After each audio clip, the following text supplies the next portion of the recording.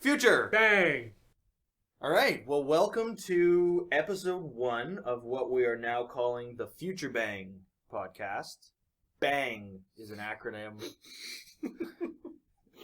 BANG stands for bits, atoms, neurons, genes, which I think is kind of what we're going to be talking about. Yeah. Not in this episode, but overall. Yeah, Because in general. we're a futurology podcast. That's what we thought we'd do. We're going to talk about the future with enthusiasm and with not a lot of research. There's very little that we actually know. But we're enthusiastic. But when people talk about future technologies and super cool things that are going to happen in the future, it seems like it focuses on computer technology, bits, materials science, like nanotechnology, manipulating things at the atomic level, so atoms, brain enhancements or brain science, neurology, neurons, the way that your mind is put together, cybernetics, whatever, maybe telekinesis, I don't know. So there's the N, and then genes, genetics. Yeah, that's a given. Yeah. Frankenstein foods, right? That's the one thing. Yeah. And like tomatoes with fish parts. As you can tell, we're both experts. But today, we're going to be... Oh, also that name is probably not, because it's a porn site. Yeah, don't go to futurebang.com. No. There's no website, so don't go there. Well, there is a web. Don't go to that website. No. We'll tell It's you just where like to a go. placeholder thing. We'll It's tell not you even where its own porn. Like, I'd be okay with it if it was like, welcome to the FutureBANG porn site. But it's not. It's just one of those generic... Aggregate? Yeah, well, not even an aggregate, but it just has like buttons like click here for sex. So it's, yeah, like it's just, someone is just sitting on the domain and linking to things and probably getting a trickle of money, but they're waiting for someone to name something FutureBANG and then buy out the domain for $1,000 or more. So we'll see. We may change the name, but So I like it. if you want to help us buy futurebang.com. Send money to Happy Dude. I don't know. So this episode, episode 1, we're going to talk about a technology that we're both very excited about. Oh, I'm Jesse, by the way. I'm Ian. That's all you need to know. Yeah, you don't need nothing else. You'll find out more over time. Accept it. It's a journey. Yeah. We're going to talk about Hyperloop, which is something that is created by a guy who's created just about everything that we're probably going to be talking about, Elon Musk. We both did a little bit of research. We read Wikipedia. I'm assuming that you read Wikipedia. Read Wikipedia. I read a couple of news articles. Should we talk about Elon Musk? Can. Let's start with him because he's a really interesting guy. Yeah. He's from South Africa. Yeah. He's got a funny accent. I think he lived in bit. Canada for a while. Did he? I think so. I didn't know that. I think he is not Canadian, but he lived in Canada for a while. That's cool. May have even done university in Canada. Not the coolest thing about him. So he's big in like Tesla motors. So he's got electric cars. SpaceX is his thing. So private space exploration. Solar City, which is the big solar alternative energy plant. Yeah. And that ties into batteries. And that ties into Hyperloop. Did I miss anything big there? What else has he got? PayPal, Solar City, Tesla, SpaceX. I'm sure he's involved in lots of other things. Yeah, but those he's are sort of the boards. big. That's the greatest hits. Yeah, that's the greatest hits of Elon Musk. So one of the more recent things that he's done, and he really hasn't even done it. He just kind of created the idea for it. Was this thing called Hyperloop. So right now, if you think about traveling between cities that are far apart, like a few hundred or 1,000 kilometers apart, you can go by car. There's problems with that it pollutes. It's very expensive for an individual, but you have to buy a car and have a car and do all the car stuff, be a car person. It's dangerous. Gasoline is lame. And we're not going to have it that much longer. Even if you're driving your Tesla Model S or whatever it's called, if you got your electric car, it's still inefficient, right? For one person to get in a car and drive it. Yeah, it's more efficient to put many people into a car, like a clown car. Or share cars. An electric clown car. Yeah, because a car, like, when you're driving a car, you don't use it. Anyway, cars have problems. There's trains, and trains are unsafe if they crash. That's bad. Yeah. That's a big problem with trains. Well, a lot of things are unsafe if they crash. Or they're well, yeah, okay. But trains, I mean, that's a thing that happens to trains. is they Well, derail yeah, but and I think, crash. yeah, but not, I mean, I imagine you're safer riding in a train than you are in a car. Oh, totally. And I mean, Cars are I ridiculous. don't know if you're safer flying in a plane than you are being on a train. Actually, that's a good question. I would assume so. I mean, people say flying is the safest. The question is, in the movie, planes, trains, and automobiles, which one is the safest? When did that movie come out?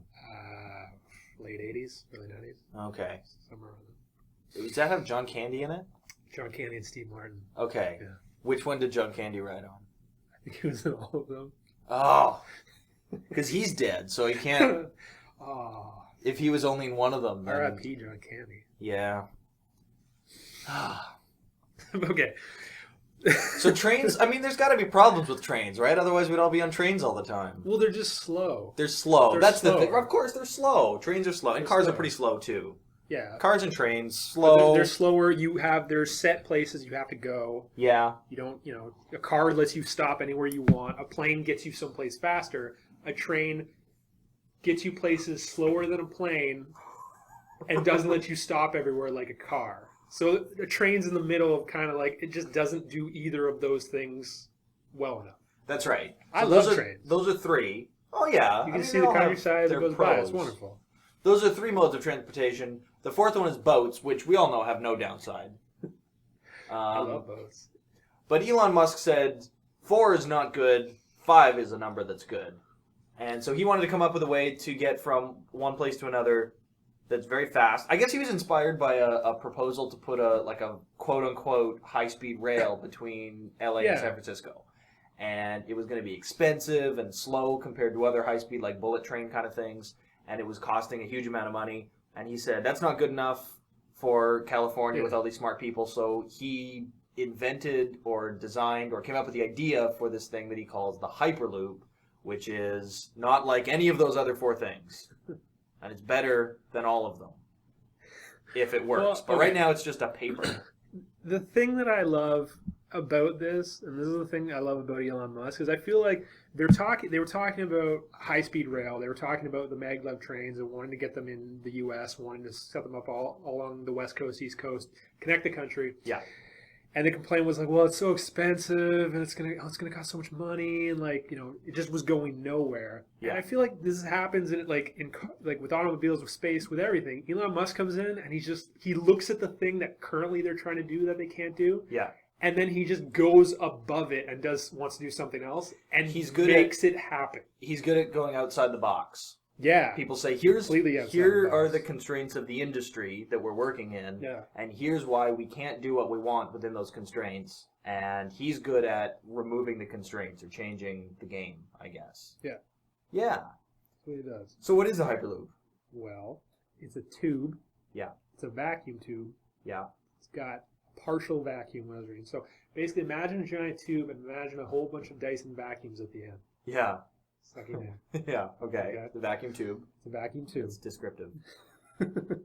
That's how I picture in my head. Just a bunch of That's Dyson, basically what it is. just a bunch of Dyson vacuums at the end taped together in a big mass, and you turn them on. That's basically it. And it basically decreases the amount of air inside the tube.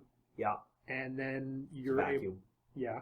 And then you're able to use that. He wants to use, I think, pods. Yeah. The discussion is between personalized pods versus maybe more of a kind of a subway, a train type pod. Okay. Can fit more people, or even take cars. Yeah. Take Yeah, cars. I heard about that. That sounds cool. And so then I don't think it's not magnets. It's air skis. Yeah, right. Yeah, it's air ski. It's like when you play air hockey. Yeah. It's like that. The fact that it kind of it's gently floating on. They're basically, each pod is like a hovercraft. Yeah. That goes inside an enclosed tube that has metal low tube. air pressure. Metal tube. A metal tube. Metal tube. Steel tube. With hovercrafts inside. And then they're pushed forwards by magnetic propulsion, but they're not levitating through magnetic. Because that's hard because you need superconductors, so you need the whole thing to be liquid nitrogen. Okay. And that's expensive and difficult. To make it a complete vacuum, take all the air out, is difficult because you need a lot of vacuums and a lot of tape. Yeah. And Dyson vacuums are expensive. You need a lot of them. Yeah. So the solution is to so I guess this is where most people would go, well, you can't do a vacuum tube because a complete vacuum for a hundreds of kilometers tube is really tough. So scrap that idea. And you can't do complete magnetic levitation and propulsion because that takes too much energy and it needs to be really cold and superconductors aren't there yet, and blah, blah, blah. So we can't do that. Yeah. So forget the whole thing. But Elon Musk says, okay, well, let's not take all the air out of the tube.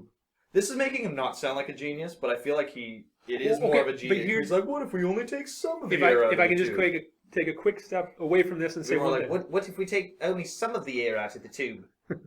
He's so... I'm so sorry.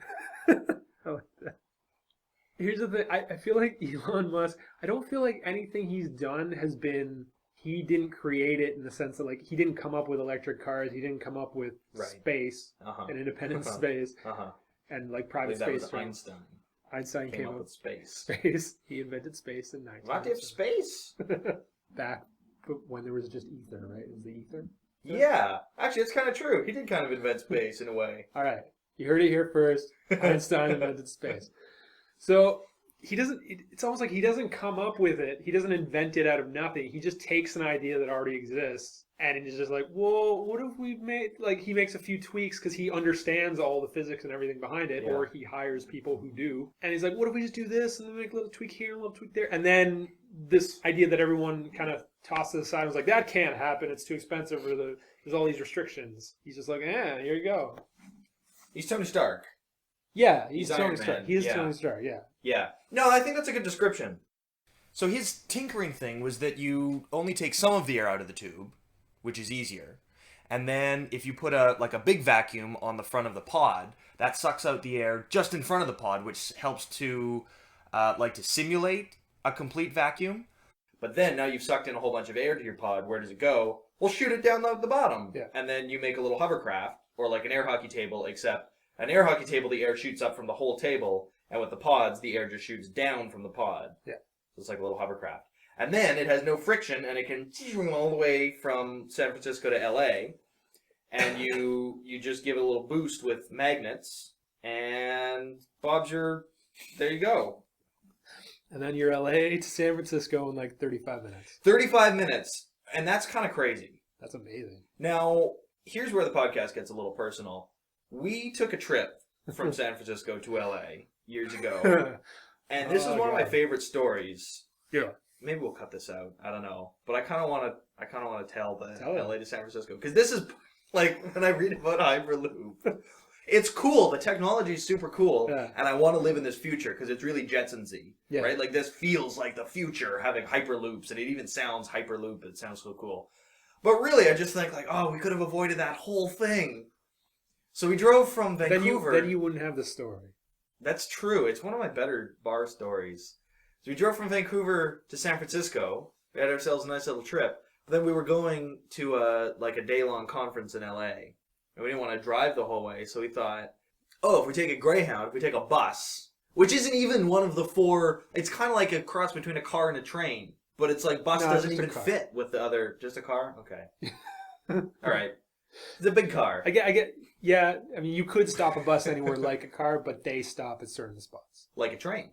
All right, you're fine. It's in between a train. It's somewhere in between. It's closer to car. It's like 80% car, 20% train. So we decided to go to San Francisco, park the car in a garage, and take the Greyhound bus overnight. And here's our flaw. That it was cheap to go overnight. And I think we both thought, this is perfect. We'll go overnight. We'll sleep on the bus. Yeah. We'll wake up in LA. We'll do our day of conference. We'll take the bus back the next night, sleep on the bus, wake up in San Francisco well rested. We've saved on gas because it's cheaper. It was pretty cheap. Yeah. We've saved on hotel. And everything's great. It works out. The timing works out perfectly. What we didn't realize is that the people that take the Greyhound bus between LA and San Francisco overnight in the summer are the worst people in the world. But so do you think we're also the worst people in the world? Well, I think we're some of the worst decider people. Okay. We made the worst decision in the world. And by that judgment, yes. Look, most of the people who were on that Greyhound were fine people, but there were too many people on that Greyhound. I remember. And for some reason, we attracted some of the worst people on the Greyhound that night. Well, Both the way to LA from San Francisco was not the worst thing. We didn't sleep at all though. No, we didn't. We got like an hour's sleep. It was pretty bad. And that conference I was feel terrible. like we decided. Yeah, it was. I feel like we decided to. We got on the bus. We were like, oh, it's so there's so much room. There's nobody's getting on. It's great. So we each got our own row. We're like, we can just spread out and sleep. But we didn't realize that the bus made a whole bunch of stops in the Bay Area before moving on to LA. So it stopped in San Francisco, and like a couple of yuppies got on. And we were like, oh, this is wonderful. And then it stopped in Oakland, and then people with literal. And I remember there being a woman with garbage bags, yeah. And I think they just had garbage in them. And she sat next to me, and she coughed like she had tuberculosis the whole way from San Francisco to LA. And I didn't get a bit of sleep because she smelled like garbage, and she was hacking up a lung. I don't know what your experience was like. No, that was LA to San Francisco. Was that the way back? Yeah, because on the way there we sat together. Okay. And it was fun. Like we didn't get any sleep. On the way back. Well, the way back was by far the worst. Tuberculosis lady sitting next to you. There was somebody hogging up all the seats sitting next to me. We caught the bus in some kind of shady area in downtown LA, I think. We were in like North Hollywood. Or maybe North Hollywood, sorry. Which Hollywood sounds fancy. I don't know what the geography of LA is. Maybe it's downtown. I can't remember where it was. Hollywood's not fancy. Hollywood's terrible. Well, yeah, but you think, I mean, if you don't know, I would you think Hollywood, fancy, yeah. You think movie stars and big mansions. The house on the hills, and yeah. But it was not. It was terrible. And it was like 1 a.m. The bus station was closed, so we had to sit on the curb. Yeah. There were like rats and crackheads, and we went in a diner. We had pie. We had pie in the diner. That was all right. But then the bus pulls up, and the guy gets out of the bus, the driver, and he's this enormous guy, and he's the angriest man I've ever seen. And he had no reason so far. He was just doing his job. No one had said anything to him. He gets up. He's a Greyhound driver. So I guess he was just mad at the world. And he was so angry. He had no time for anything. And I was holding my ticket. Everyone was like, at the movies, you rip the ticket and they take the part. So we were in line, and I was nervous and fidgeting, and I just wasn't really paying attention, and I kind of pre-ripped. So I ripped the ticket, and I give him the part of the ticket that you give him, and he looks at me and he goes, "What's this?" I said, "That's the ticket." You were already on the bus. I think you had already gotten on. Yeah, I was ahead of you. I walked on the bus. So the guy's like, "What is this?" I go, "That's my ticket." He goes, "Where's the rest of it?" I said, "Well, it's right here, like in my other hand, right in front of you that I just ripped, and you saw me rip it." And he points to the ticket, and it says, "Do not detach." And he's like, "You can't get on the bus. This isn't the ticket." I go, "Whoa." And he said, "You can't get on the bus. This isn't the ticket." And I go, I was just about to give him a bribe and offer him money. Because I'm starting to think now, like, oh, he knows clearly that I have a valid ticket. Come on. He just has an opportunity to make some money. So I was going to give him everything I had. I would happily have given him all the money. And I think the only thing that saved me is that I thought too slowly. Like I was too naive, and it took me too long to make the bribe connection. Because eventually he gets fed up of me just stammering. And he says, "We'll chalk it up to a learning experience." And I got on the bus. But then we didn't get to sit together. I had tuberculosis beside me. Well, I think our plan was we were going to try and each take a row. Thinking like, who's gonna get on the Greyhound at like 1 a.m? So many people with tuberculosis you would not believe, and garbage bags. Ugh, and it was the worst. And then we got to San Francisco, and I remember just being like a zombie. Yeah. Well, when we got there, it was like 2 days no sleep. Yeah, and when we got there, it was like 6 or 7 a.m. And wandered the streets like Chinatown. Were dead. Like it was dead. I think it was on a weekend, maybe. Might have been on a Sunday. And it was dead. I remember just walking through the city being like, are we dead? Did society collapse on that bus ride? Yeah. I think it did. Post-apocalyptic. But all of that would have been solved, Ian, if we'd had access to a wonderful invention called the Hyperloop. I love the segues. So, San Francisco to LA would be a cool thing to do in half an hour. It took 8 hours to take the bus. Yeah. And it's like 6 hours driving, I think. It's a long way. Yeah. But half an hour, without having to get on a plane, without having to take your shoes off, without train stuff, whatever goes on trains. I don't know. I don't go on trains. I go on the SkyTrain. Yeah, just general packed subway. That's personal pod. Yeah. And it could be, I don't know what the pricing plan is, well, solar powered. Yeah, that's true. I've seen from the artist's rendering of it. There's a lot of solar panels lining these things, which is wonderful. And because Solar City, he's getting even more money. Like it's just all going to be all his companies coming together to make the Hyperloop. What if he's evil? What if this is all just phase one? I think we just have to get over it. What would he? I think we just have to accept it. He's making a more interesting future. But if Elon Musk is an evil genius and he's just funding some terrible project, what might the terrible project be? Like all of these things that we put together, he's in space. It's got to be like a space laser, right? It's like a solar powered. He's focusing solar energy into a giant laser from space. Yeah, could be, but it's worth it. And he wants to control transportation so that he can. When people are like, we have to evacuate the cities, he'll be like, Hyperloop shut down. Because he controls the movement between cities. That's true. And he wants to control solar energy and space. He'll have sole access to lower Earth orbit. Because Russia is being crazy now. And NASA says without Russia, we can't get to the space station. America just now has we have Tesla. But now not Tesla, SpaceX. Now we've got SpaceX. So Elon Musk steps in and he goes, don't worry, boys. I've got you. He's going to set up a South African national I don't know, something with all of those things though, and PayPal also. Tesla. But I don't know. I don't think he's evil. I think he deserves to be a billionaire. I think he deserves to be a trillionaire. I think he's doing wonderful things. I was thinking about it, and the thing that excites me about the Hyperloop is that I like going places very fast, and I like the idea of connecting cities very far apart very quickly. Yes. And so you can have a setup where it's like, well, I live in LA, but I work in Seattle because it takes me an hour that would to get be fantastic. There. Or, you could get the speed to get to Seattle in like an hour. I don't know if that's possible, but that idea of like, I live very far away from the city I work, it gives people more options of cities to live in, places to be, jobs you can get. Like, it just opens up your potential and opens up your options. Why would you not want something better than what we have right now? If you could say, like, well, we've got a train, it'll get you there in 15 hours.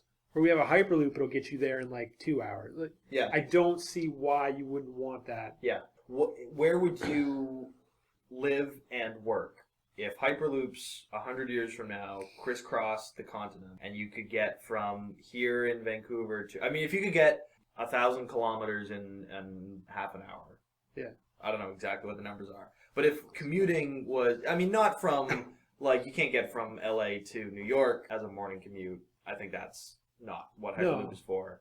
But you could get from, like, San Francisco, LA, or you could get from Vancouver to San Francisco in an hour. Yeah. Where would you want to live and where would you want to work?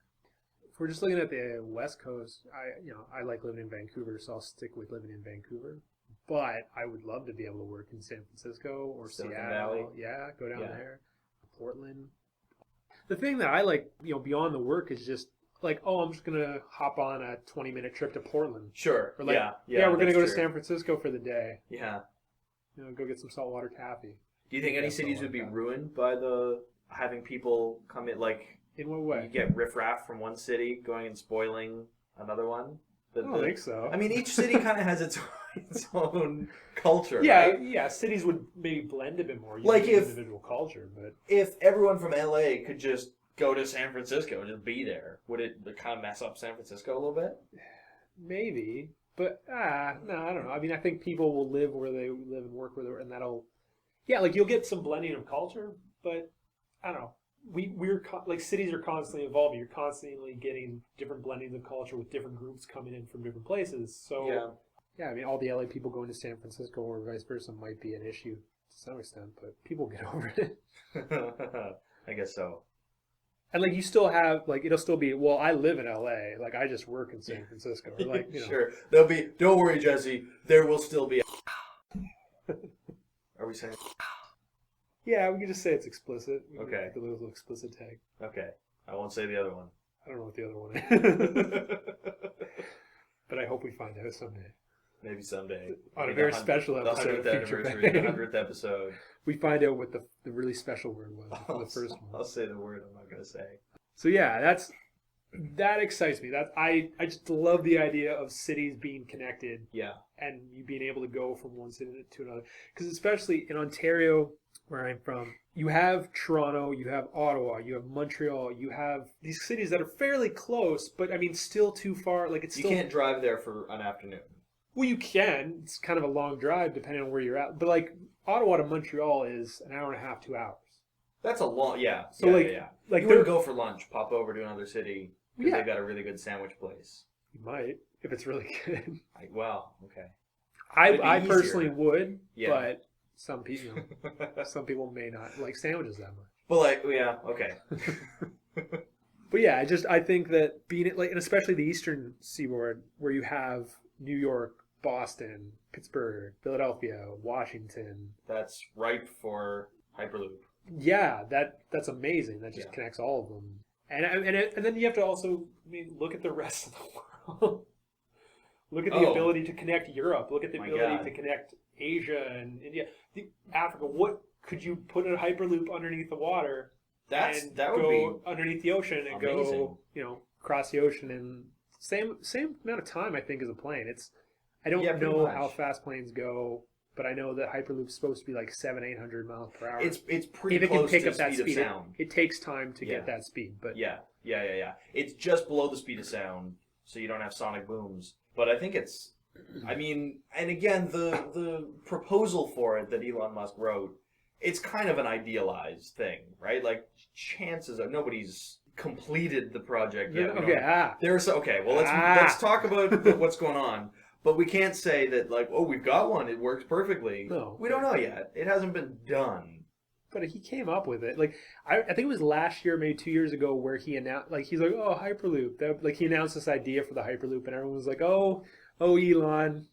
No, I know. Selling out his idea. I'm not saying he can't do And it. then like he had like a 60-page report a couple days later, where he's like, yeah, so here you go. He just puts it out there for free, Yeah. just like he did with those patents. God, I love him so much. What patents? The Tesla patents. He put them all up. He put up all the patents for Tesla for free for everyone to use. He opened up Tesla to everybody because Like really? All the patents they're actually using, or is he Yeah. like, you can have those ones, but these ones? no, like I think all of the Really? battery, all the ones Wow. that allow. Other companies weren't embracing electric cars enough. They Yeah. weren't getting into it, and you can't he can't make a lot of money. He can't become a bigger business if it's just him trying to do it alone. Yeah. Because there's too many other auto companies that are going Right. to bring him down. So he just threw it out there and was like, well, I'm going to give these up so all of you will do this, and then this will raise me up as well. Well, that doesn't sound very evil geniusy. No, I mean, he's That's trying. downright socialist now. Is it patents that were developed by his company Yeah. and his engineers, Yeah. or did he buy a bunch of patents? No. I think these are the ones that they made, and he Yeah, just that's opened pretty it up cool. to the world. Yeah. You can probably go look it up. I imagine the patents are there. I'm You not can going to do that. I'll take your word for it. That's pretty cool. You can just go read them in your spare time. Sure. When Elon Musk came up with SpaceX, he had a plan for rocket. And I mean, each rocket they come up with, there's a plan for them. And he says it's going to look like this and it's going to work like that. And I think it's going to work. Yeah. And then they test and they test and they test and they end up changing it significantly because that's how the process works, right? Like it doesn't work perfectly the Yeah. first time. So he wrote this proposal for Hyperloop. But it hasn't been tested. It hasn't been No. revised. So there's a lot. Like when we're talking about it, we're talking as if the plan is what it's going to be. So we say it's going to be the speed of sound. But maybe they'll run into issues and they'll be like, well, it's got to be a little slower than that. Is all I'm saying. Yeah. Let's not treat it like it's a finished project. No, but But I think it's Jumpstart Fund. yes. So Jumpstart Fund is almost like I want to say a prequel, a precursor, Okay. a prequel. Yeah. Now we've earned the explicit tag. Episode 1. So a prequel to kind of a Kickstarter where Kickstarter, you bring an idea, like you've got a product, you've got something you want to build, and you get money to do it. So Yes. it's already, the idea is realized, and you're getting people to back you in. And now a lot of people go on, they have a full finished product, they're just trying to sell it. Yeah. Jumpstart Fund? Yeah. Jumpstart Fund? Yeah. Okay. Jumpstart. I don't know. I'm saying yes. I keep wanting to say like Jumpstart. We'll Fund. link to it. Yeah. Jumpstartfund.com. Jumpstart Fund is where you have the idea in like the basic form. It's like, I want to build a rocket to the moon. Uh-huh. and you put that up as a project, and then people can come on and support it and help you design it, help you think about it. And the idea is that you take this idea and through crowdsourcing and a whole bunch, bringing everybody together online, you turn it into a legitimate business. Okay. And then I think everyone who gets involved with it ends up getting you get stock options. You Right. initially get stock options in this future company. And it's to develop it and bring it along to a fully finished kind of idea company. So that's cool. Somebody went on Jumpstart Fund. Yeah. And was like, let's build a Hyperloop. And so I think it's 100 engineers from throughout, I think, the United States, maybe elsewhere. People working at Google, NASA, really smart people who know a lot about engineering coming together in their spare time to design and think about this Hyperloop idea and really make it into something realistic. And they've turned it into a company. And they're working on getting funding, and the goal is to have a technical feasibility study done by the end of the year. They want to have I think they wanted to try and have a test Hyperloop within the next couple of years, a 5-mile long test Hyperloop. Elon Musk said he was going to fund one of those in Texas, didn't he? Maybe. He was going to do a test tube, so that people can build different types of pods and test them. And he would just open that up to different companies who wanted to try out. Every step of this, I have to say, sounds like a badly written movie. Where there's a montage scene where everyone's just let's work together and come and build a Hyperloop. And it's oh yeah, engineers from Google and Elon Musk, this amazing guy. It's all... You just want to see one guy being I've got this idea. And he's walking down the street and then he stops at Google and he's come on guys. Yeah. And they run over and the team gets at the bigger. end, it's they're selling Coke. Is what happens at the end of the thing. Or it's in a kid's movie where things are a little too easy. Everything just works out a little too well. But it's real. Yeah. And that's amazing. So yeah, it's coming along a lot quicker than anyone thought. And yeah. I don't know. My philosophy at this point is that you just don't bet against Elon Musk. If he says something, just believe him. Because has he had any spectacular failures that you know of? Not that I know of off top. I know that when he was starting Tesla, he was almost bankrupt, or he was bankrupt for a period because he put all his own money into it. And this was before they went public. And when they went public, everything he got rich again. I know with SpaceX, he's had issues rockets fail. Tests fail. Sure, but the company is doing pretty well. SpaceX. No, as far as I can tell, every company he's started or been a leader of has been wonderful and just continues to grow. I don't know. Everyone kind of sounds the alarm on Tesla every once in a while. They want to say oh, it's going to fail. It's going to this. It seems to just keep growing. I hear Apple might buy it. Yeah, I mean, at this point, even if it fails, it hasn't been a spectacular, it hasn't been an embarrassment. No. I suppose it could turn into one, but I think he's shown that it's at least feasible, and if it doesn't work out, it doesn't work out. I think it was the first, it was either the first U.S. auto company or the first maybe public offering for a new U.S. auto company or something in years. It had been just the big auto companies for a long time. Yeah. No one knew was starting, and he's the first. And of course, all the big auto companies were you're gonna fail. You can't do nothing. Yeah. And now, you can walk into the boardrooms and just be fuck it. So, Hyperloop. It's coming. It's coming. Elon Musk is building the future. Cities will be connected. Yeah. Also, as a quick aside, there's a company called ET3, which basically has the same technology, a similar technology, the same kind of concept of sort of the Hyperloop. Okay. Of a pod inside of a tube. Yeah. And they've been around for a lot longer, and they've, I think, licensed the technology all over the world. And recently they were talking about putting one on Vancouver Island. What? To go from Victoria to Nanaimo. Why? Because the idea being that it is cheaper to build one of these things than it is to build a 4-lane highway.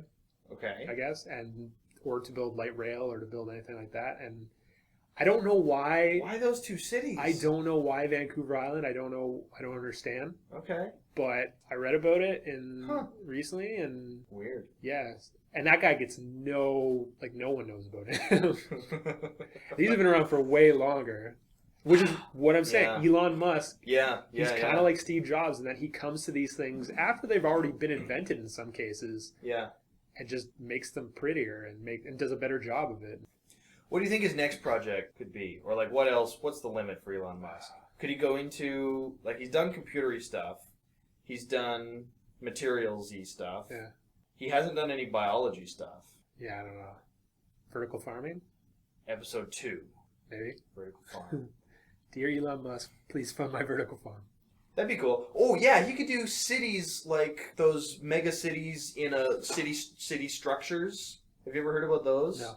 I don't know what they call them. Like in SimCity 2000, they called them arcologies. So I'm going to call it an arcology. Oh, is it like a biodome? Is it essentially a... Well, like no, a I guess city I guess within it, yeah, a I guess dome? that's not exactly what I'm talking about, because I'm not really talking about a dome, but I'm talking about a city, like a mega structure where you have like 100,000 to whatever, like in the order of hundreds of thousands of people living in one enormous structure. Oh, okay. It's not like a building, but it's a whole series of. It's like a man-made Connected mountain, like a multiple hollow. connected- Yeah, okay, yeah, yeah. Okay. A ridiculous structure where you have everything you need. The entire infrastructure is all vertical, so it's Yeah. this big, like almost like a cube. It wouldn't necessarily be a cube, but a huge thing. They used to write about them in Scientific American and Popular Science. Yeah, oh, yeah, and I that think kind I've of seen pictures of those, yeah. Yeah. I like that idea. So yeah. you'd have your energy production on the outside and your farms just on the layer inside that. It's all like layers and levels. Yeah. He could build those. He could build the first. I like that. It'd be like a space station, but on Earth, right? Yeah. Where you have everything you need. It's all kind of three-dimensional, Yeah. but a big, like a Borg cube or an Enterprise or whatever you're... I like that. I like Yeah. that. And then those mega cities, the big, huge structures, would each be connected by Hyperloop. Yeah.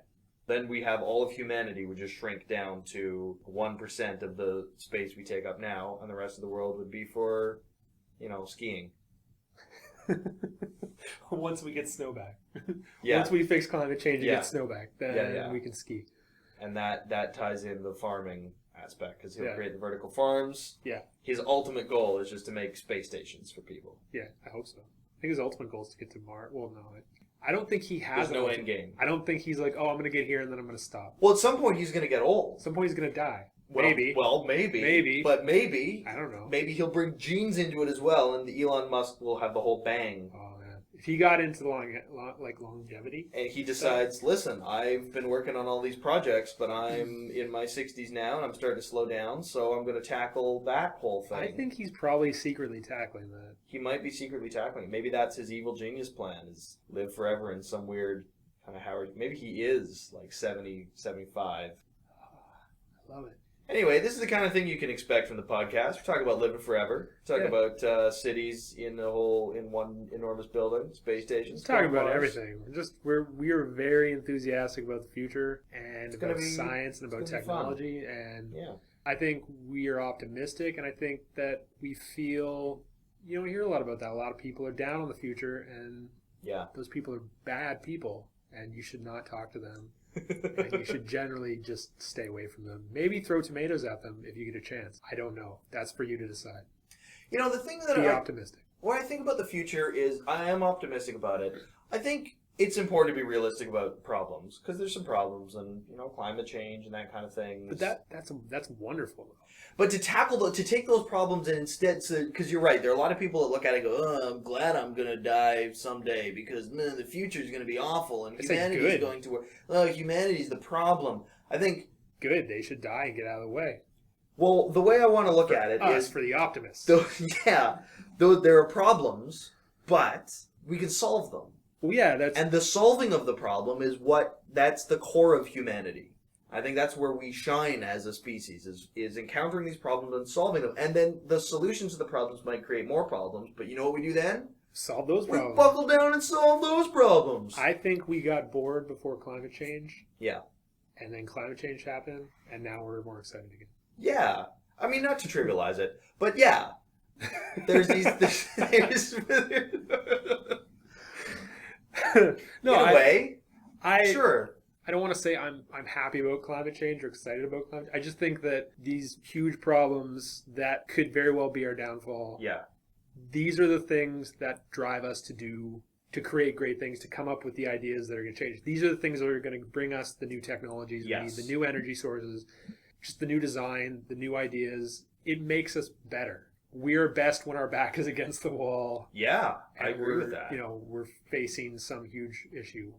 And that's sort of an an attitude that was popular in the 50s, where everything was the world of tomorrow. Yeah. And people were really excited about it. And then the Cold War happened and all that stuff, and there was a lot of pessimism, which, fair enough, right? Like, I can see that. But I feel like it's time to get back into a really optimistic, pro-humanity, let's take these problems and solve them, and we can take an active approach rather than just saying, no, we need to do less and be less and shrink down. And I think we have the power, Ian, as people, to overcome and build our way out of this and engineer the new world. Maybe not us specifically. No, God, no. Let's take a big step back, because you and I should be doing... Well, I won't speak for you.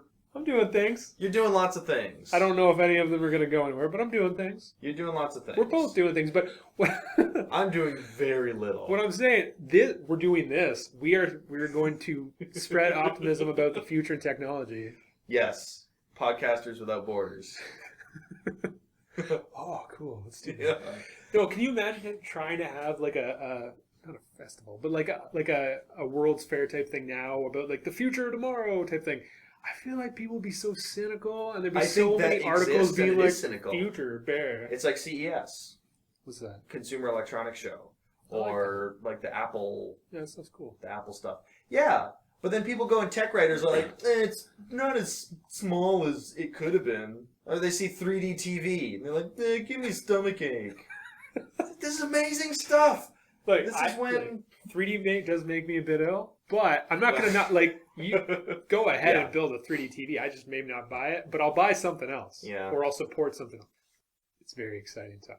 It's a very exciting time. We're very up for this. So that's what you're gonna get. We're going to go and we're gonna look at the future, and we're just gonna talk about amazing, wonderful technologies and how wonderful the future is gonna be. And we'll try our best to get the facts right and give you a general overview of it. And Jesse's just staring off. No, I'm supporting everything you're saying. Okay. I think that sounds right. Should we call it an episode 1? Yeah, I think we'll call it an episode. Is there anything specifically Hyperloop that we didn't touch on that we wanted to? If there is, we'll just talk about it in another episode. We'll make Hyperloop these will part be 2. really. We are Podcasters Without Borders because we have no hard delineations between topics. We'll just morph. Well, and I mean, the great thing about the future is that there will be more future. And there'll always be more future. There'll always be more future, and there'll always be more things to talk about. And the Hyperloop, when the Hyperloop gets further along, gets made, that could be an episode. We can talk about that. Yeah.